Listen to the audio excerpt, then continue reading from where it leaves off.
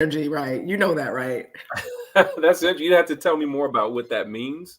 I mean, I've heard of alpha males, but Right. the reason I was interested is because my neighbor, who was my brother's friend, they went to Hampton together, Hmm. and he pledged alpha. So that was my first exposure to any of the fraternities, and then I kind of liked the persona that they had, on campus. Right. So.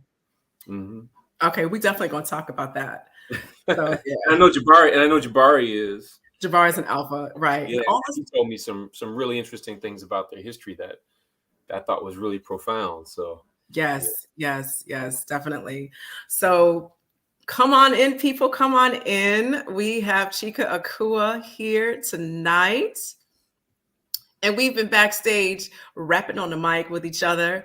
And we're going to have a nice, lively discussion tonight. And knowing the Tuesday Talk crowd, I know that you are in for a treat.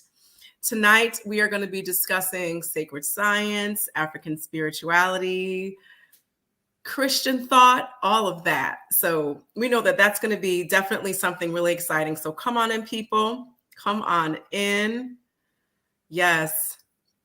Tuesday Talk is a lot of fun. It really helps people understand certain concepts. I get suggestions from some people and they must think I'm Diana Ross. I'm like, I don't know that person. I can't just, wave a magic wand and get all these guests on, but I do try. Yes, please hit the like button and share. When you first come in, let us know where you're from. Yes, Sinette Ellen is from Orlando. I see Curtis Jackson, who is an initiate in the shrine. He is initiating right now. We have Sinette Cheryl Lee, who was in the chat all the time. Welcome and thank you for being here. Oh, thank you. Thank you. So tonight we have Chike Akua.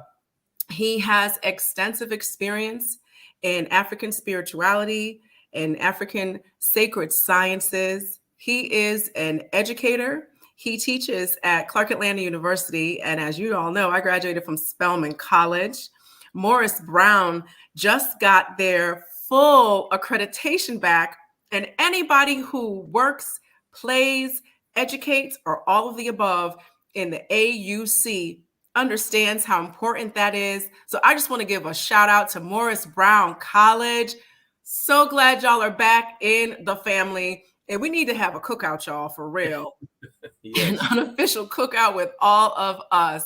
So I just wanted to say that. We're going to circle back on that a little bit later on. But from the bottom of my heart, welcome back, family, for real, for real. So let's get started with our Tuesday Talk with Chike. Now, sometimes I read the bio because that's something, you just read the bio and everything. But as we continue to talk, what Chike has done is who he is in terms of his background, in terms of the knowledge that he has and how he helps us in our Pan-African community in what it is that he does as his profession and speaking with and writing books and things of that nature. So Chike, let me ask you this question. What is your background? Where are you from? And what was your religious or spiritual upbringing as a little boy?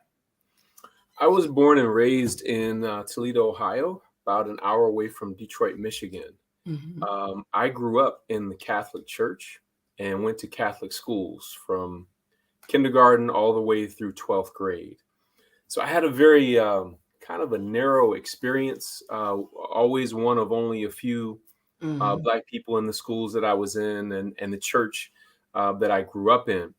My father's from Washington, D.C., and my mother is from Kansas City, Kansas. And so, for example, Catholic churches in D.C., it's not uncommon to see all Black Catholic churches. And then where my mother was born and raised as well. But where I grew up and was born and raised, they didn't see too many of us there. And so it was a very interesting experience because I knew very early on, or I felt very early on that I wanted to be a priest. Mm. But I was like, but I want to be married. I don't want to with this whole, All right. I want to be married, right? So, but I didn't know at that time. And I remember thinking this through very carefully in first grade. I didn't know that there were other spiritual systems where you could be married. I just remember thinking that. Okay. I grew up in fifth grade. If you wanted to, you could volunteer to be an altar boy to serve the priest, which I did that as well. I'm very thankful there was no, sexual misconduct or anything like that by the grace of the Most High. But I was always attracted to all things spiritual, and I took what I was taught very seriously. And it was from growing up in Toledo, Ohio. I was surrounded by Black excellence in my family and on my block, but not at school. So it was a very, very different experience. So when I was accepted on probation, by the way, to go to Hampton University, one of our great HBCUs, when I got there, I literally felt like I was in heaven. I know I was that's like, I'm around my people, and I haven't looked back since. So I teach at an HBCU, a great one, Clark Atlanta University, which is my second alma mater, which I earned my master's degree there. And so, I love being surrounded by us and by Black excellence. And those experiences have deeply informed and influenced my life. It's interesting that you say that, because I'm from Connecticut, and I was in gifted and talented in 4th and 5th grade. And then I was in prep school from 6th grade through 12th grade in the 80s and early 90s, when it was heavily Republican, and Connecticut was the richest state in the country at the time. So my experience was like uber white. When I got down to the AUC during freshman week, I just remember, so we have Spelman and Morris Brown, Clark Atlanta and Morehouse. And it was like freshman week, we ain't had no classes. I was like, I love HBCUs. It was on and popping, right? I remember standing in one spot, and I looked around, and I was like, look at all these Black people. I was like, I love this. Right. So it's Nothing a feeling. That's right. It's a feeling that you get that like permeates in your soul. And once it's in there, it ain't going nowhere. It becomes a part of you. Mm-hmm. Very much so. My family is in Norfolk, and my mom is not as outgoing and extroverted as I am. And I was like, I'm going as far away as I possibly can. I ain't never been to Atlanta. I'm going right. I'm gonna like it. Don't worry about it. This is me all at 17. And my mom wanted me to go to Hampton, because Hampton was like down the street from grandma and my aunties and her church. I was like, Mom, that's a move for you. And I'm not doing that. But I do have family members who've gone to Hampton. And yes, Hampton is definitely one of our great HBCUs. So what was your major while you were there? I was English education, and I chose English because I love to write. I chose education because I wanted to go back and reach some of the young people who were like me, who needed a great teacher. I wanted to be the type of teacher I never had. And so I went through a period of chronic underachievement, did very well in elementary school up till the 6th grade. Always A's and B's. I think I got my first C, which was only one C, and that was in science in 5th grade. But other than that, A's and B's. But then 6th grade, I started getting D's. And then in 8th grade, I got my first F, and it just started going downhill. And it reminds me of what Dr. Jawanza Kunjufu talked about in his book, Countering the Conspiracy to Destroy Black Boys. He talks about what he calls the 4th grade failure syndrome. And that is that Black boys enter into school very inquisitive, very energetic, but by the 4th grade, that's when they begin to slide academically and behaviorally. For me, it wasn't the 4th grade, it was the 6th grade. And I didn't recover literally until my senior year of high school. So going into my senior year of high school, I had a 1.9 GPA. And I was really struggling. I hope that's not any indication of my intelligence. But I had a dramatic transformation in my life. My sister, who graduated from college, came back to our hometown to teach. And so I would help her set up her classroom. I would help her grade her papers because she was teaching 4th grade. And she then began to tutor me. And she was able to help me to raise my GPA up to a 3.2. However, 3 years of a 1.9 doesn't average very well with one semester of a 3.2. Right. So I was accepted on probation to Hampton University. And the probationary period was I had to go to the pre-college summer bridge program. And if I was able to maintain at least a 2.0 GPA in that program, then they would accept me as a full-time student. Well, I didn't get a 2.0 and I didn't get a 3.0. I got a 4.0 because I was so thankful just to be able to be there. And I was not going to mess up my chance. And so I got a 4.0, was accepted full time, and never looked back.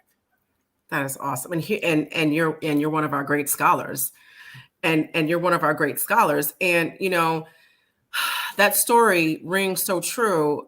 We were talking earlier. I substitute taught at a prison pipeline school here in Connecticut. And I always had good teachers. I didn't have my second grade teacher was Black, but she was my only Black teacher, like from kindergarten to 12th grade. And then when I went to, your HBCUs, when you start having Black teachers, professors, you meet people who were like the first Black woman to get a PhD in chemistry, stuff like that, teaching in these great HBCUs. But when I was at the school where I was substitute teaching, there were landmines, all not figurative landmines for these students. Like the bathroom was a landmine because the school was like so incredibly huge, and you only had 10 minutes from one class to the next class. And sometimes they would be clogged. I mean, it was ridiculous. And they were just penalized every step of the way. And so I wanted to be that teacher, just like you wanted to be the teacher that you didn't have. I wanted to be the teacher that they clearly did not have, especially as a Black person at the school. That's majority kids from our Pan-African Black kids and brown kids, Hispanic kids, Black kids, continental foundational Black Americans, just brown people, us, And so I was trying to find a school that they could get accepted to, and my cousin recommended Johnson C. Smith, and Johnson C. Smith had one of those type of bridge programs. Mm-hmm. And so I contacted the admissions office, and I would go speak to the kids, and it was really only the guys who listened to me. The girls just listened like this, but they did their own thing, and I had to pull teeth to do that. But I would go snatch the guys out of lunch, and we would apply. And I did the work, and the guidance counselors were against it. The principal was against it. I mean, it was like a big deal. And so I got some of them into school. A couple of them are in there now. COVID, one transferred back to Connecticut. One's going to graduate next year, I think, and be a doctor. So, and I'm helping another one in Illinois. He went to a different school, Missouri. But the bottom line is these guys had, not just those, but these guys had these really low GPAs. But when you have conversations with them, you understand how smart they are and how intuitive they are and the dots that they connect. And you know how smart they are cognitively and naturally. And so the appreciation for the HBCUs is something that was just, when I become rich, I'm going to leave Johnson C. Smith some money. I am. I'm going to leave the open enrollment schools or schools that have that as a component, because we can't lose our brothers, because they're not going to be able to turn into Chike Akuas if we don't see how smart and brilliant these people are. Because at the school, you're just trying to graduate, and coming out of prep school, just graduating wasn't enough. And I had no concept of that. You know what I'm saying? Well, you did for those young brothers what my sister did for me, because when she came back to our hometown and tutored me, none of her tutoring was academic in nature. It was all social, emotional, just like what you did for those brothers, telling them that they could do it, showing them the possibilities of what their life could be once they did do it, showing them how to get organized, giving them and helping them to anticipate what this class is about and what the teacher's going to expect. It was all social, emotional for me, and organizational. And what I find is, and that's why I decided to major in education, to go back and reach those young brothers and sisters who were just like me, but who were falling through the cracks. Because here's the thing. I had a family safety net to fall back on. So I was blessed to have my sister in my life. I was blessed to have two wonderful parents who were professionals and do the things that they did. I was blessed to have older brothers and so forth who set an example for me. And so in various and diverse ways, they all served as a family safety net for me. Right. So once I, started to excel academically, and I was asked by my counselor, what do you want to major in? It was a no-brainer. I immediately thought, well, I want to major in education because I want to go back and reach people who were just like me. So then they said, well, if you major in education, do you want primary or secondary? So primary is 1st through 5th, secondary is 6th through 12th. I said, well, I'm the youngest, not only in my family, but also in my generation. So I wasn't around little kids a lot. So I said, I'm gonna go with secondary, thinking I would teach high school. Um, and then he said, well, if you're gonna go secondary, you have to specialize in a specific subject. So I said, well, I like to write, so I'll do English because you could do math, you could do history. At that time, history didn't interest me. Definitely wasn't trying to go nowhere near a math book. So I majored in English because I love to write, but I didn't realize we had to do so much reading, which I hated to do. But that's what I ended up doing, and then had to do 6 weeks student teaching in middle school and 6 weeks in high school. Well, I fell in love with middle school because their minds were so open and ready and ripe to receive the truth. That's right. And then I felt like if I could get them before they make a lot of the mistakes that they make in high school, then the foundation would be set. And so most of my teaching career, not all of it, but most of it was at the middle grades level. Yeah. I taught middle school math for a little bit, and I understand what you mean when you say that age, that range, they're ripe for opening. So that's great to see, to learn what your educational background is. So how did that shift into African spirituality? How'd you go from not a choir boy, what's it called again? An altar boy? Well, altar boy. So sorry, I had a little. No problem. How'd you go from an altar boy to African spiritual sciences? Well, remember, I was drawn to all things spiritual, but the only example that I saw of that was at the church that I grew up in, a Catholic church. When I went to Hampton, a couple interesting things happened. I started going to chapel, which was a non-denominational chapel, but it had kind of a Baptist feel to it. Of course. Preacher hooped, and you didn't want to miss chapel because that was where you got to see the sisters dressed up in their finest and everything. So it didn't matter what you were doing Saturday night, you definitely wanted to be there on Sunday morning. That's right. So hearing that kind of great preaching from Dr. Michael Battle, who's still around, and we're Facebook friends. But then the turning point was there was a group on campus called the African Studies Cluster. And this was a group I got to remember this. I got to find out. I don't remember how I even got involved with them. I ended up at their meetings, and I was just blown away by young brothers and sisters my age who could speak with no notes and who were running down these books by Francis Cress Welsing and Malefi Asante and all this stuff. I'm like, wow. And they would give these talks in the meetings, just very relaxed, very comprehensive, very deep, very engaging. And I'm like, I'm about to start student teaching, and I've never felt comfortable, standing up and speaking in front of people. Well, when I joined the African Studies Cluster, a brother approached me afterwards, after a meeting one day, and he said, hey, we're going to do a rites of passage, and we would like for you to join our rites of passage. We had a male rites of passage and a female rites of passage, the Brotherhood of Kemet Nu and the Sisters of Aset. So when he asked me, I was like, what's a rites of passage? So when he explained what a rites of passage was to me, that in traditional African and indigenous societies, that young males and females were taken away from the community, and they were taken through a series of trials, taught certain sacred knowledge. They left the village as a boy and returned as a man. They left the village as a girl and returned as a woman. So we want to take you through this process to reintroduce you to the greatness of our history, culture, and heritage. So I was like, yeah, I'll do it. Well, that experience, going through a traditional African rites of passage, I say transformed the trajectory of my life. Because we met, and for those who may not be aware of Hampton University, it's right on the James River. It's a beautiful, beautiful campus. So part of our initiation, we had to meet down by the river at 6:00 every morning and recite our brotherhood principles. We had brotherhood principles. We had to recite the Nguzo Saba, the 7 principles of Kwanzaa. We had prayer, and then we had certain acts of service that we had to do every day. So it was a deeply spiritual and cultural process. And in that, when it came to the final aspect of the rites of passage, we did our final rituals under Emancipation Oak, which is where a free Black woman by the name of Mary Peak was teaching captive Africans in the midst of the Civil War. So so you're on sacred land. Yes. And so the brothers looked at what our character traits were, and they gave us a list of names, about maybe 3 or 4 names to choose from based on what they observed in us.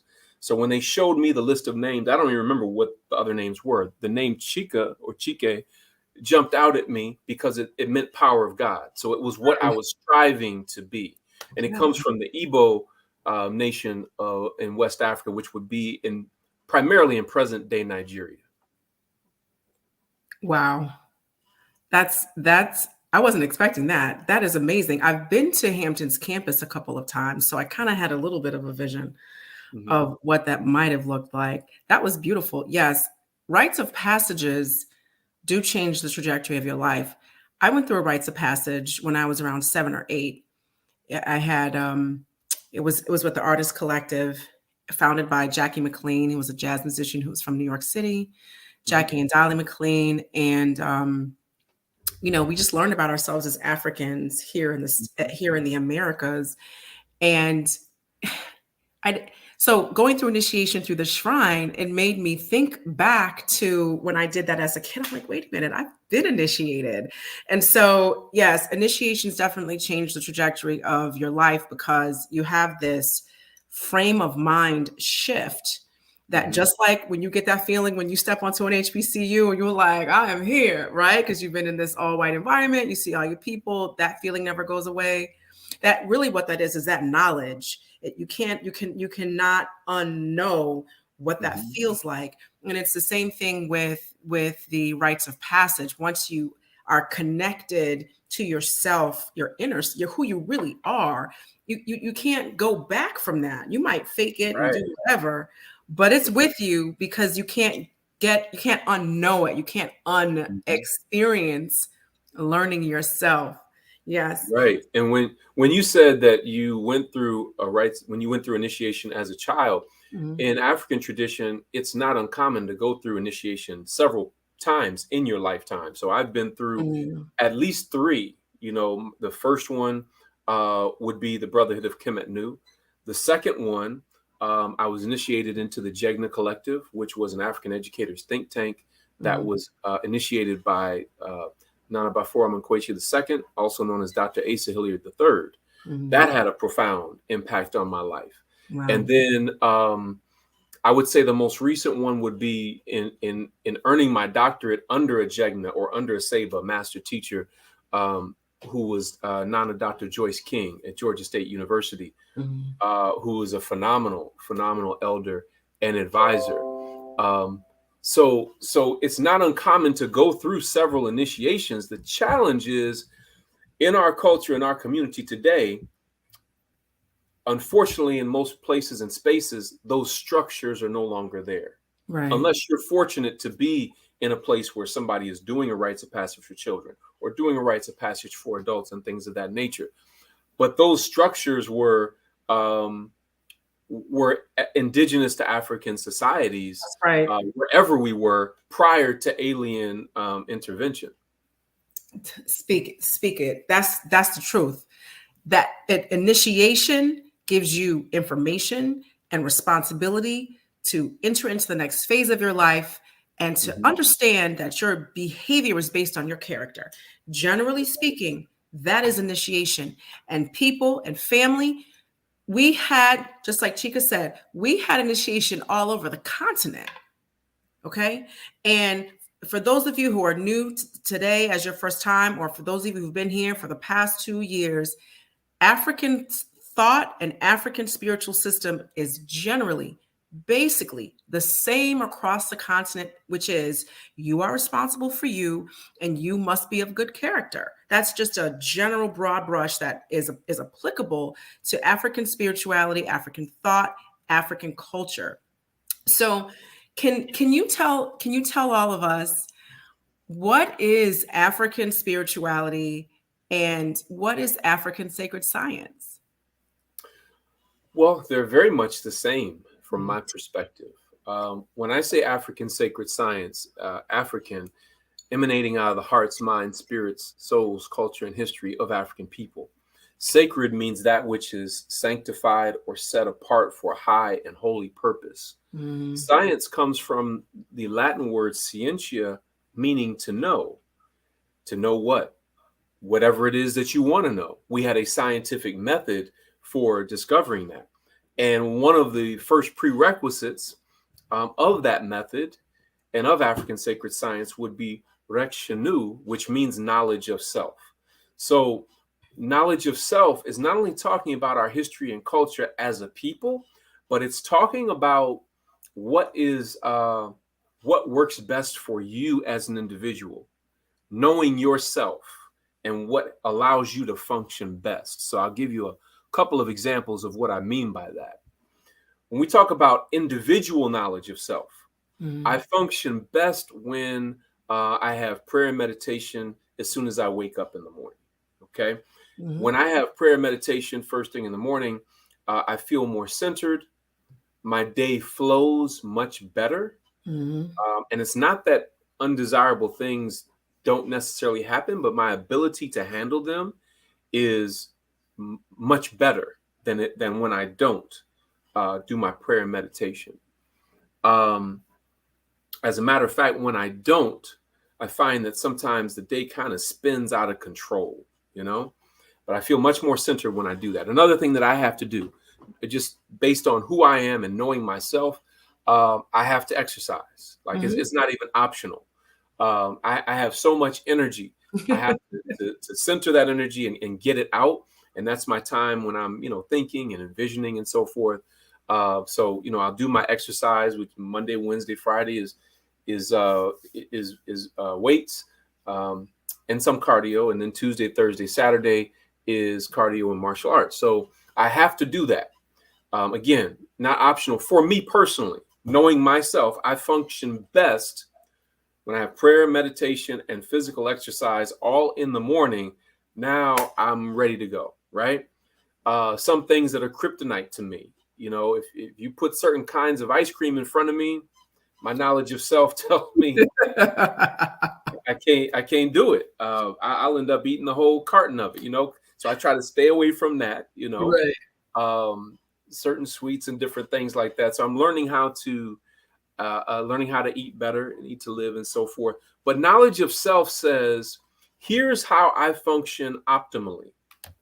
And here are some triggers that will make me lose control or not be my best self. So for me personally, I don't watch horror movies. I'm very careful about the images that I allow myself to see because there's certain energies that I don't want to absorb.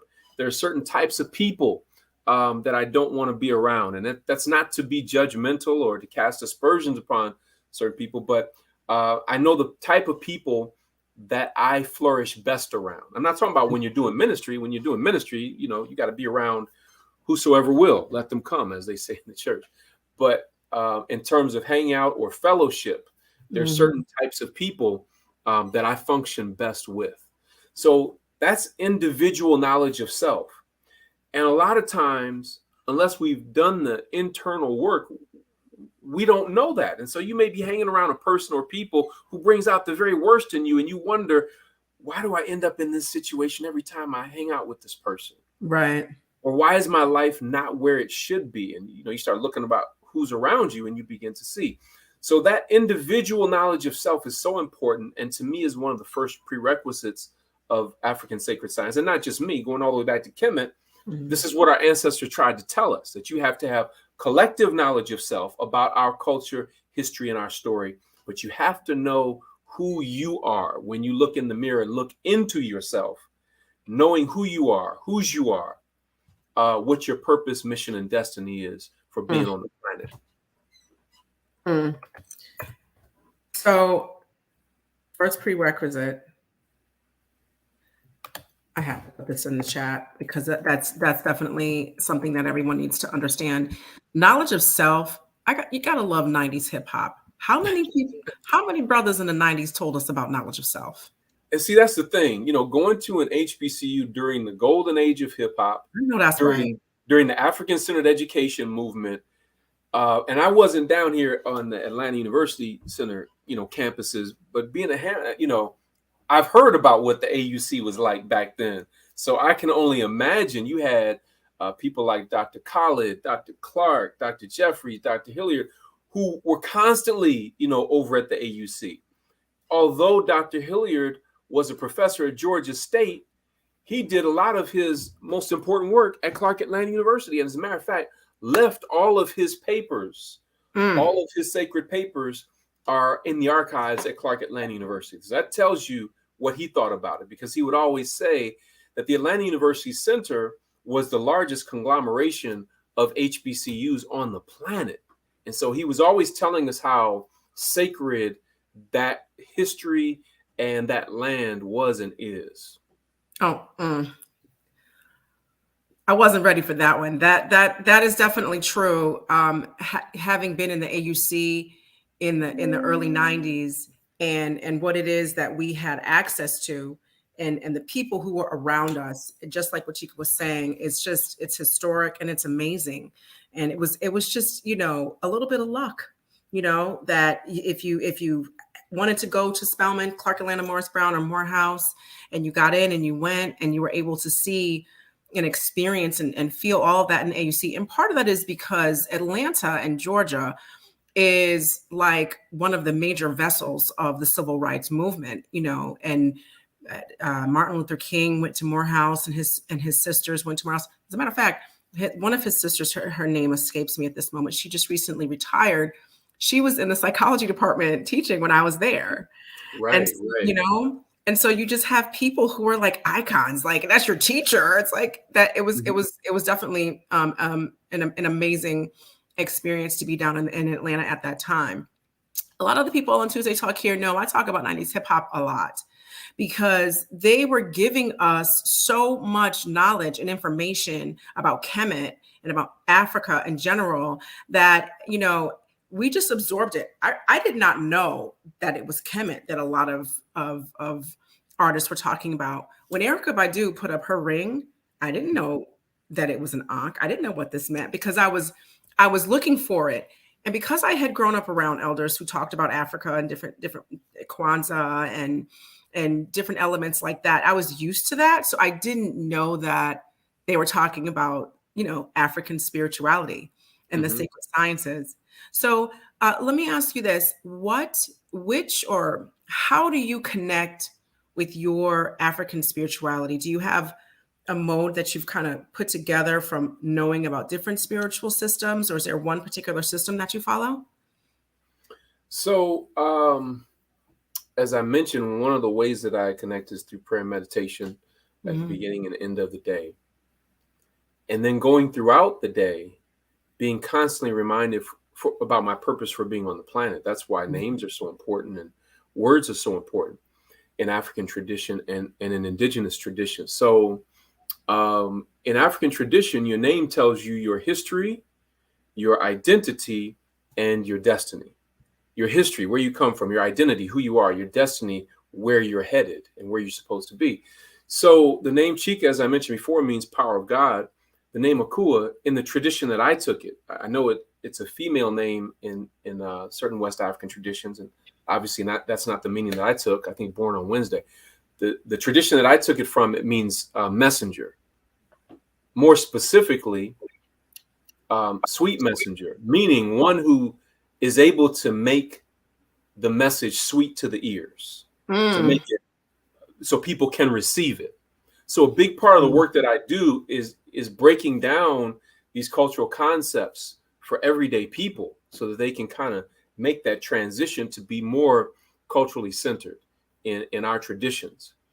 So the way that works for me, Akua in the tradition that I took, again, means messenger. So Chike, power of God, Akua, messenger. So together it means God's powerful messenger, or messenger with the power of God. So every time your name is spoken, it's a subconscious spiritual reminder about your purpose for being on the planet. Every time your name is spoken, it's a subconscious spiritual reminder about your purpose for being on the planet. And so I'm deeply engaged in my purpose every day because I'm an educator, and I see that not as a job. It's far more than a career to me. It's a calling. And to me, it's sacred work with sacred people. And that's why I love, teaching at Clark Atlanta University and being on the sacred grounds there and working with the brothers and sisters that I'm blessed to work with. I draw from a number of different traditions. I take truth wherever I can find it, which, by the way, I have to give a shout out to Brother Jabari and Sister Anika. Sister Anika reaching out and asking me to be on the program and connecting me with you, because I've learned so much from them. I've been blessed to go to Kemet with them 6 times. And we were leading tours, and I had a tour group. They had a group, and I had a group, and I always hated leaving. I always wanted to be on their tour so we could go through the temples and everything together, because they're so dynamic. But I had a group that I had to lead as well.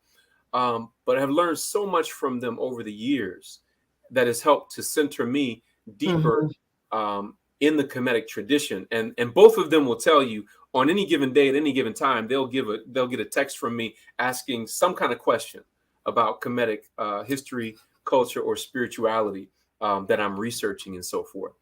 As an educator, when you asked about the spiritual connection, the oldest word in human history relative to teaching and learning comes out of the Nile Valley, and that word is Seba. And Seba has 3 primary meanings: teach, door, and star.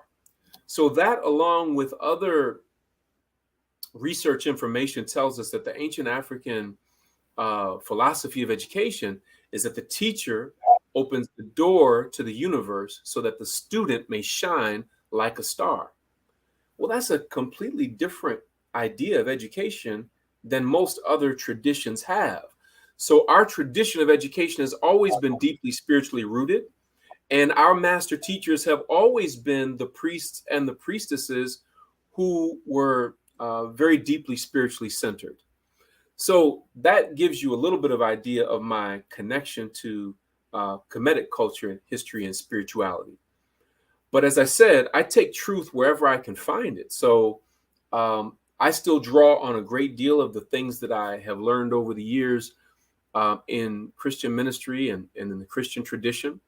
I have learned a great deal from my friends who practice Islam, those that practice Ifa or Yoruba or other indigenous African spiritual systems.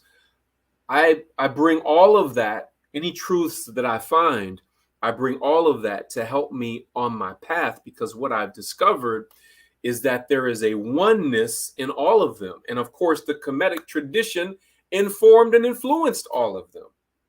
So what we find is that there is a universal truth, a thread of universal truth that's woven into all of these traditions. And so trying not to get caught up in personalities and different things of that nature, but focusing on what is that truth and how can I live it and apply it to my life. Hello, Chike? Can you hear me? Yes. So I'm back. So you came back at the perfect time. I literally just finished. So well, we planned it, guys. You see how in sync we are? All things work together for good. Yeah, that's definitely true. That's true. The last thing that I heard was you were talking about the meaning of your name. Can you just kind of give me a little, so I can jump back into the flow? Chike means power of God. Akua means messenger. Akua in the tradition that I took it. It also is a female name, but obviously I'm not a female. And so in the tradition that I took it, it means messenger. More specifically, sweet messenger, meaning one who knows how to make the message clear to the masses of the people so that they can receive it. So Chike, power of God. Akua, messenger. So together it means messenger with the power of God, or God's powerful messenger. So your name is a subconscious spiritual reminder of your purpose for being on the planet. So every time that name is spoken, it reminds me of why I'm here. Even if I don't think about it consciously, it's subconsciously, it's a reminder of it. I have to concur. And when you take your role on this planet seriously, especially when it involves helping your people to, break these mental chains, when you hear your name, it's almost, the way I feel, it's almost like the ancestors are tapping you on the shoulder, putting you back in line. Anika and Jabari, I love them too. I've learned so much from them. And I asked Anika and Jabari for my name as a priestess. I want a name. I want a name. When am I going to get my name? I want my name. So they gave a name to one of the other priests before me. And I was like, how you going to give one to him? I've been asking you. Then I was just like, you know what? They're teaching me patience. That's right. Yeah. And so they were my friends first. Mm-hmm. But they're always the high priestess and priest when we need to go to have it like that. And so I'm like, all right, just work on your patience. You're going to get your name. It's fine. So one day we had just a priest. We were in their backyard at their brownstone. It kind of rained a little bit. We had so much fun. It was an awesome night. The energy, the vibe, it was just great. And so when we first got there, Nika told me, she's like, we have your name. I was like, oh my goodness, because I had forgotten about it, because I was actually just had elevated my patience. Doing the work. You're Yes. doing the work, and that's what they wanted you to focus on. And that's exactly what they were doing. So we left, and I was like, oh, wait a minute, I want my name. So I go back, and she gives me my name. Abut Sashat Merit Nejem Nes Hetep Ka. Sashat being one, as you know, the person who writes and who keeps track of events with time, who organizes, and it does a lot of the things that I've done my whole life. And so they were able to observe me and know me, I would say maybe 9 years before I got a name. And I definitely, during my morning meditation and prayers, reflect on my name. I say the full name every morning because it reminds me of what I'm supposed to be doing every day. And when there are days when I'm unorganized, I feel like I'm out of balance, I'm not in the space where I'm supposed to be. You're Sashat. How can you be unorganized? Even if it's just for that day, So yes, it is a reminder every time your name is spoken of what your purpose is. And, when you're able to connect with the ancestors and you have knowledge of self, are able to have that space where you meditate, when you hear your name, it's almost like a prayer for you to, as an affirmation to stay where you are and to continue in that same space. So your name is beautiful. It is amazing. And those brothers who initiated you at Hampton, that is beautiful. There was a group like that at Morehouse when I was there. I'm not sure if it's still active. They still are. That group of brothers was called Kemet, and it was co-founded by Dr. Charles Finch, who I've come to know pretty well and who's had a powerful impact on the work that I do as well. So the impact of this kind of work, it spans generations. And what was most remarkable to me about the group of brothers who initiated me was that we didn't have immediate direct oversight by elders. And the reason we didn't have immediate direct oversight by elders is because the university would not give the African Studies Cluster a charter. So we were an unchartered organization who often was in conflict with administration and so forth. And so there were no faculty advisors or anything, but the brothers, many of them were from New York. And on the holidays, they would go back to New York and they would sit with Baba Leonard Jeffries. They would sit with Dr. Amos Wilson. They would sit with Dr. Ben and Dr. Clark, and they would ask them things, and then they would bring that information back to campus. They would bring back tapes. I'm dating myself now. If we're talking about tapes, they would bring back tapes of the lectures and different things like that. And so it was just remarkable to me how it was structured and how we went through it. And like I said, the impact, like I said, it transformed the trajectory of my life. And that lets you know how deep this is when you choose this path. The things that your life begins to attract. Right. To move to Atlanta from the Hampton Roads area of Virginia, to move to Atlanta and then have the opportunity to not just meet Dr. Asa Hilliard, but then to be initiated into the Jagna Collective through him, which opened up a whole new realm of possibilities and knowledge and information and insight.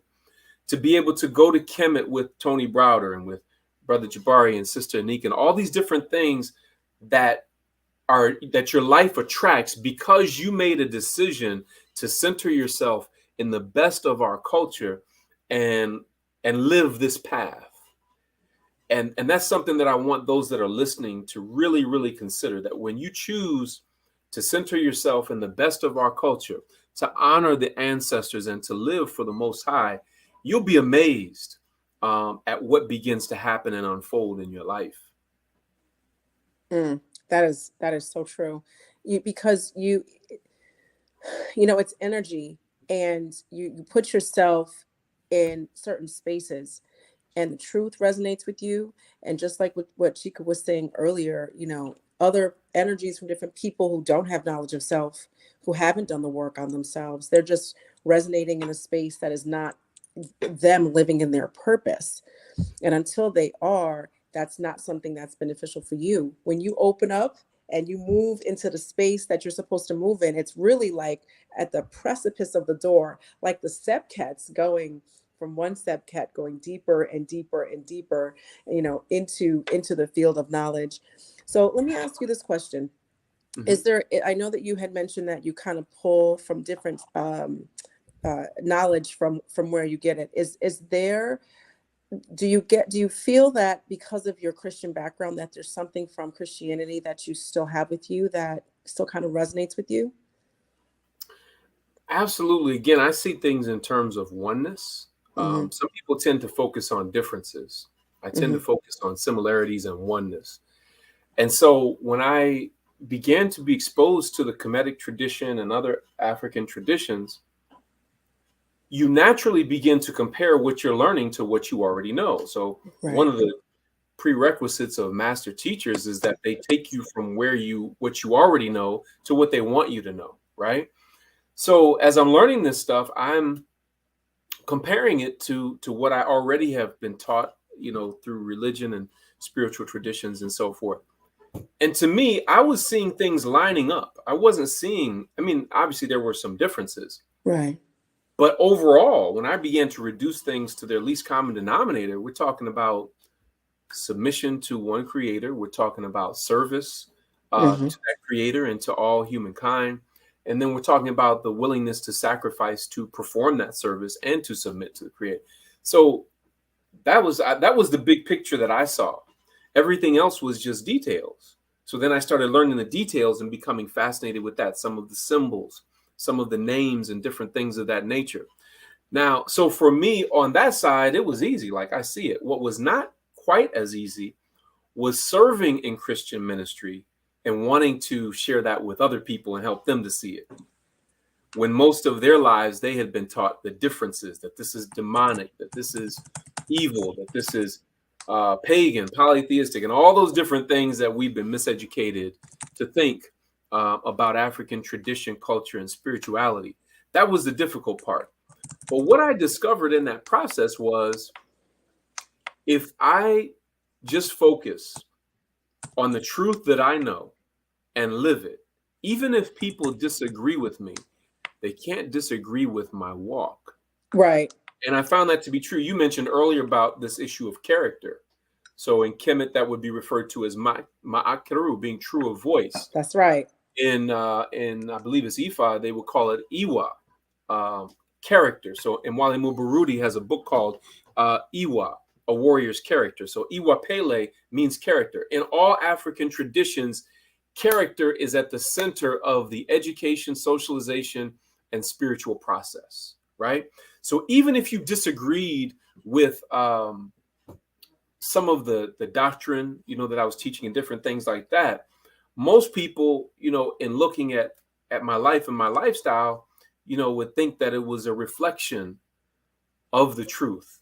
And I think that gained me respect in all of these different places, that people were willing to listen to me.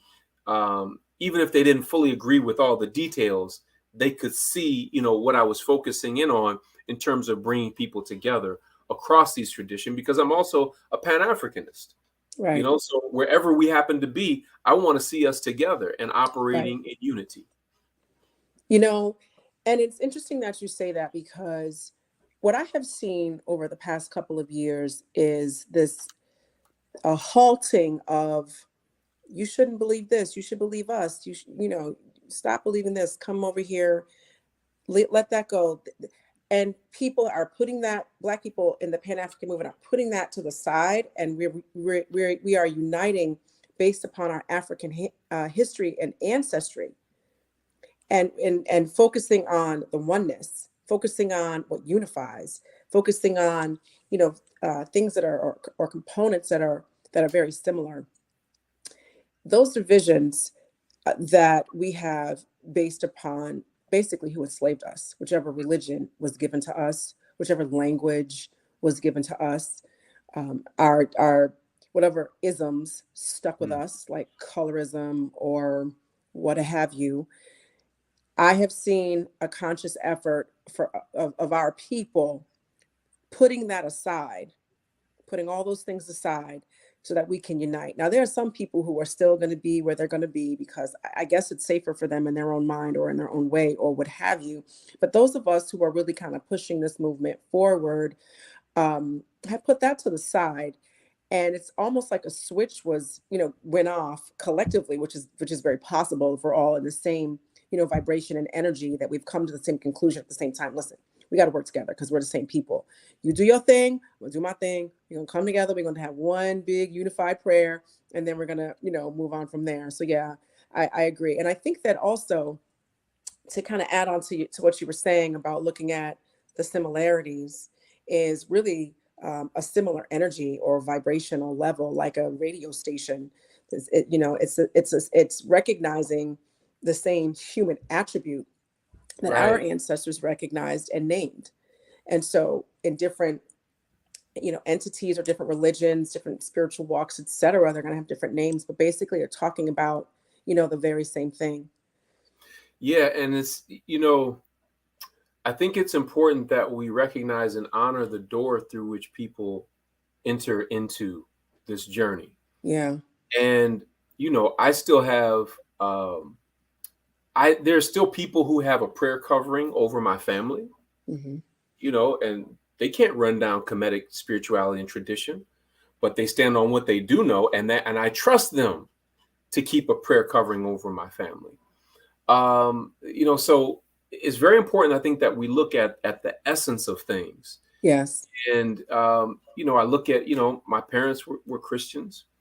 Couldn't do the white Jesus thing. I always had to remind my mother that, Mom, can you put the white Jesus away? Right. I can't do that.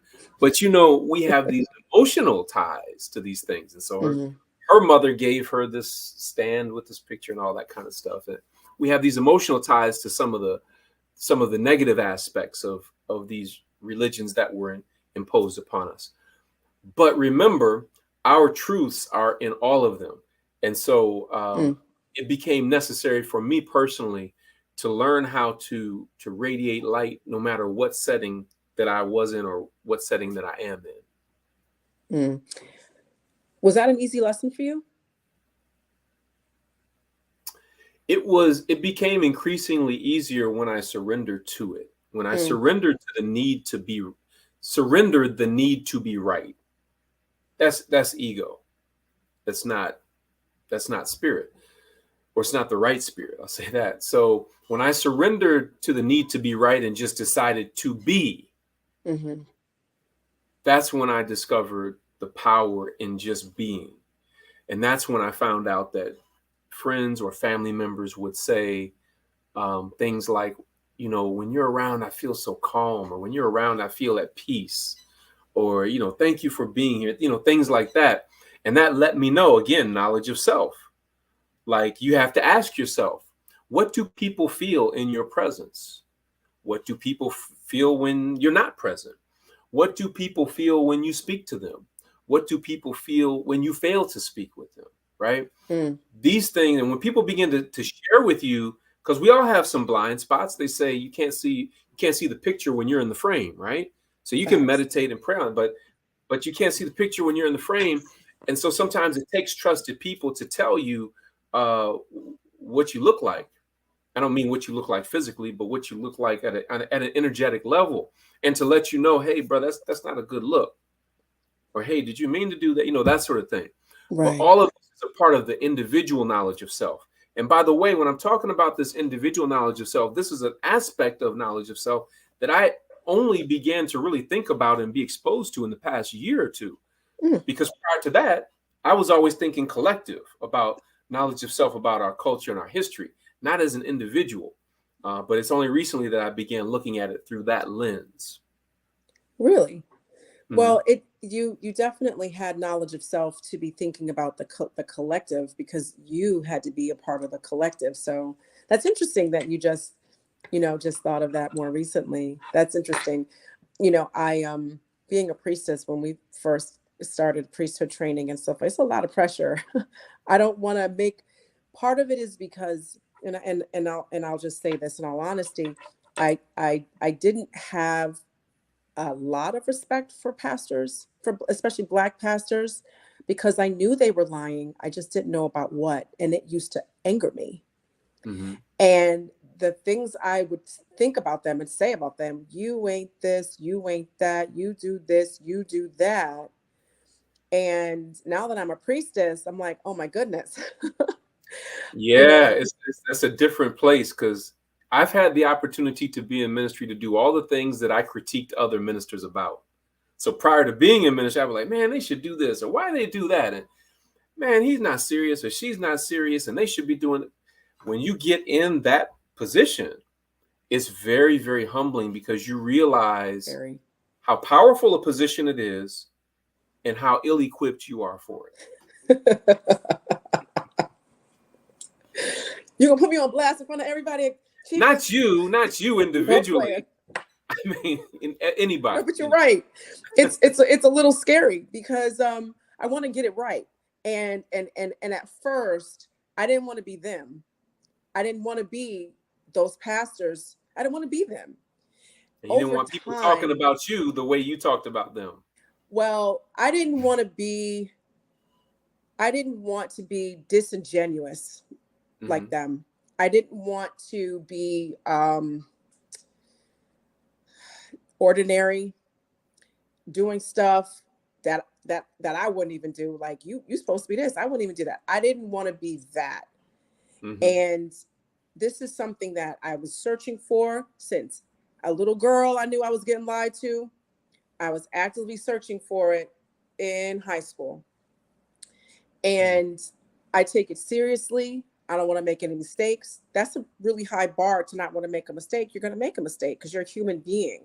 So I've definitely settled into my role as a priestess. But when they first made us priests, and we had to carry, have you seen these, Chike? I've seen the silver ankhs that Jabari and Anika carry, but I haven't seen those. No. This is the size of my torso, Chike. It's the length. So you had to carry that everywhere. Wow. And we carry it everywhere. And when I first started carrying it, I was like, this is so awkward. Like, how am I supposed to carry it? Now it's a piece of cake. And then, being from the Northeast, I lived in New York City. People look at you. I'm thinking, what are they looking at? I'm like, oh, that incredibly big ankh.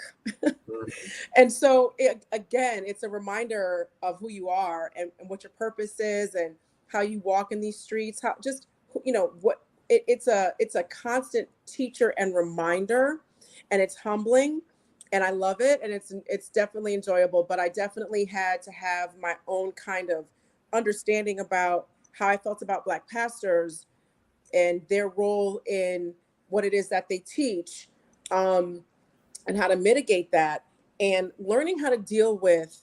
I say all that to say this: learning how to deal with the emotions of what you realize when you're a priestess, and do it priestly takes a little bit of training.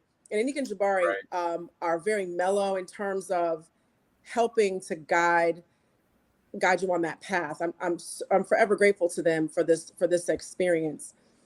So yeah, that definitely. Now, you definitely do priesthood work. You're definitely a priest, because when you're a priest, you're a servant. And that's definitely a big role of it. But are you initiated as a priest in a tradition someplace? No, I'm not. I've been offered the opportunity to be ordained in Christian ministry. I was licensed many years ago, and I'm called upon to speak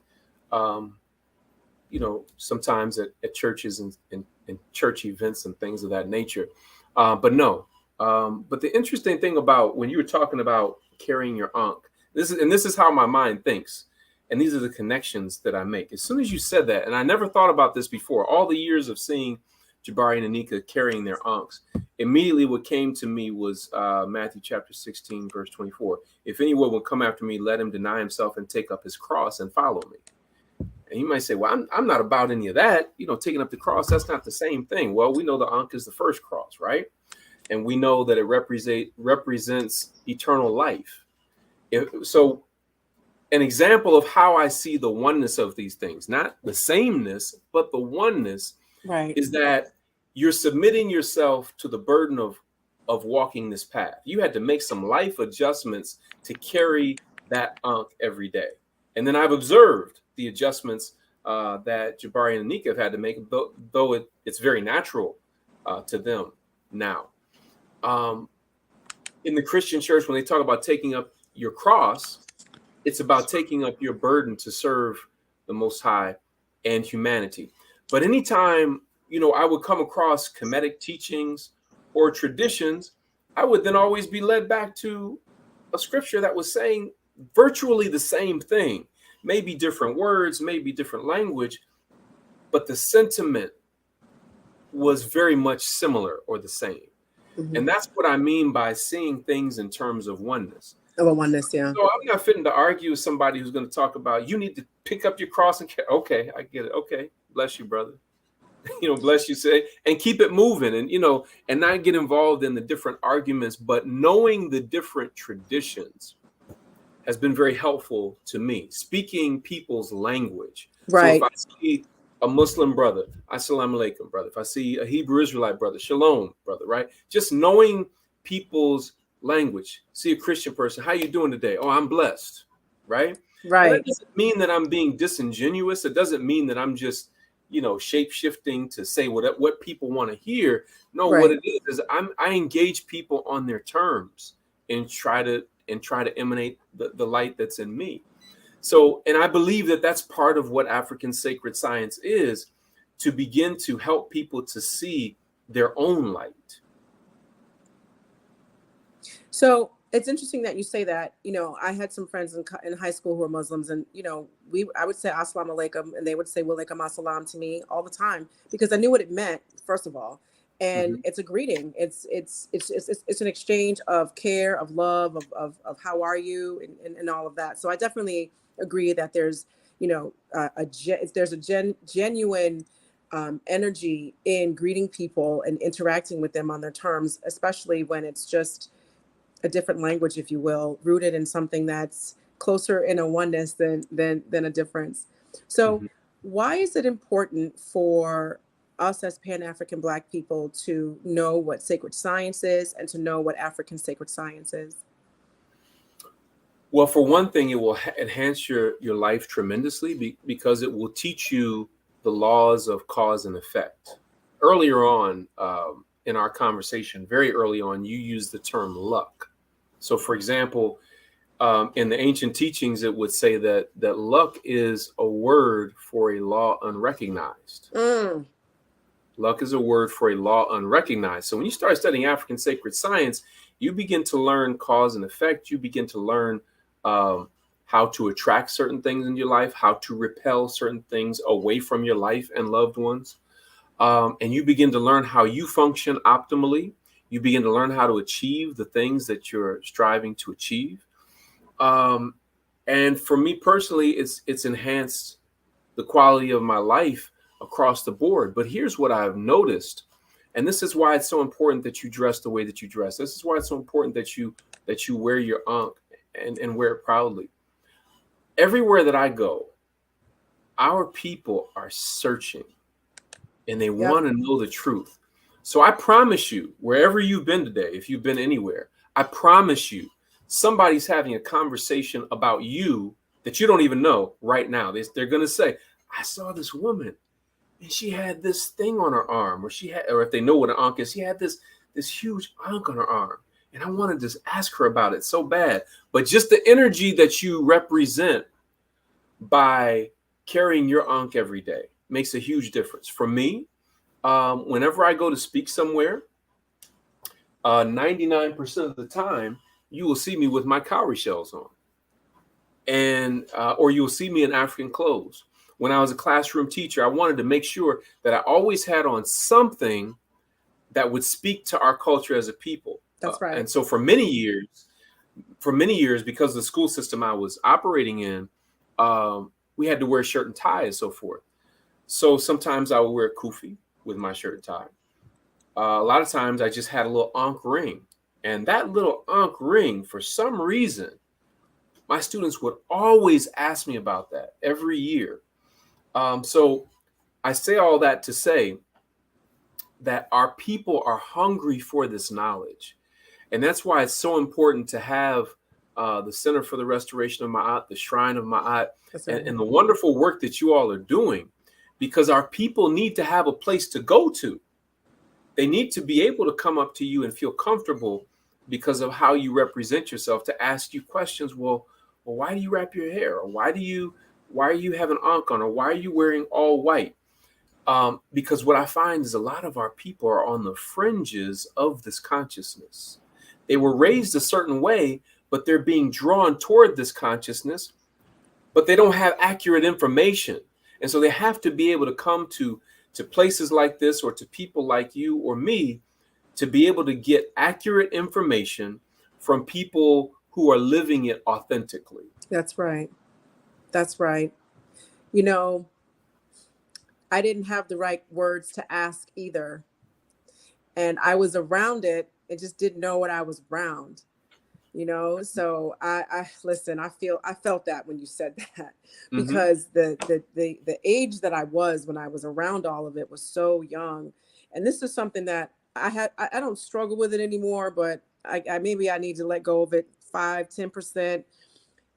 If I had asked the right questions, or just anyone, just ask somebody, what is Erykah Badu's, ring? What is that? Just one question could have changed a lot, a lot for me in that. But you're where you're supposed to be at this sacred space and time. I think about so many different students, faculty, staff have come up to me at various times. I may just be walking across campus with a shirt on with my cowrie shells, or with a dashiki, or with something African on, and somebody will stop me and say, "Oh man, I love your outfit." Or I've had students to tell me, "I just appreciate how you represent yourself." They're drawn to me. They don't even know what they want to ask me, but they'll come to my office, and somehow a conversation will get started. And that's the energy, that's the spirit. That's African sacred science in practice, because we're emitting a frequency that people are tuning into, and they're drawn to this spirit and this energy for a reason. The listeners to this evening have heard us talk about HBCUs, and I talked about how literally an HBCU saved my life. But I want to be very clear. I don't want the listeners to think that HBCUs are necessarily African centered. Right. That's not necessarily the case. Right. But I think what you will find is that there are pockets of consciousness. That's right. Professors who represent this quality of knowledge. And I just determined that I was going to be that one who was doing that, So that's why we do this work. And it attracts people in ways that you wouldn't even begin to imagine. It's interesting you say attract people, because Anika and I met because we were volunteering for an organization. I walk in, I'm talking to someone, and I just turned my head, and Anika was right there. And I ended my conversation kind of quickly, and I walked over to her and I was like, "Hi." And I go, "My name is Sai. What's your name?" "Oh, it's Nika." I was like, "Oh, nice to meet you. What is that? What are these rings?" So you did do that. I literally did that. And I was like, and I'm like, "These are so beautiful." I go, these are more than just rings. These are amulets. What is this? What does this mean? That was our first conversation. It was me like literally beelining over to her, being like, "What does this mean? What does this mean? What does that mean?" And so, and now when people ask me questions, so Anika was like, oh, okay, where do I begin? And so when people ask me questions, sometimes I'm like, where do I begin? And I'm like, oh, now I understand why she did that. But yes, people being drawn to you is a real thing, because I was drawn, like, I felt like I was like sucked in by like this vortex over to It's her. magnetic attraction. Yep. And it's a very, very, very real thing, even to the uninitiated. Mm-hmm. It's like you didn't even know why you were being drawn, but Didn't you know. had to respond to it. Yep. An example of an experience that I had with that was I remember seeing the jazz artist Pharoah Sanders in concert outside at the Atlanta Jazz Festival. This was years ago, maybe in 1998, I want to say. And you know how when you're at a concert, you're kind of listening for them to go into their first song or whatever. But it wasn't going into the first song. It was like this long kind of episode. And then I realized as I was listening to it, oh, he's doing a ritual on stage. And so, you know, you're outside in the night sky and you're listening to these different indigenous sounds of his entire band. It was absolutely amazing. But I was looking at something that I couldn't explain or articulate. And then it became clear to me what was happening. And that's why I said that what we represent is something special, even to those that are uninitiated, so much so that they can't deny it and they have to learn more about it. They have to seek it. People tell me, oh man, you know, I heard people in my family talking about the ujat or the first eye or the third eye, and then I saw it in your presentation. And now since you explained it, now I can go back and talk to people in my family about this and what it really means and everything. I have countless examples of that sort of thing that happens when you walk in your authenticity. That's right. What sacred science is all about. That's right. That, you guys, that happened. That's how Anika and I met. I said, you have to explain, these are amulets. What does this mean? So yes, it was definitely an energy being drawn towards you. So I definitely want to say thank you so much for being on the show tonight. Guys in the audience, everybody, I'm sorry I wasn't able to read the questions because I had to switch from my computer to my phone. And I know a lot of times that we do have that interaction. I'm going to read some of the comments and try to get some answers, and I'll update the flyer so you have that. But I do want to say this.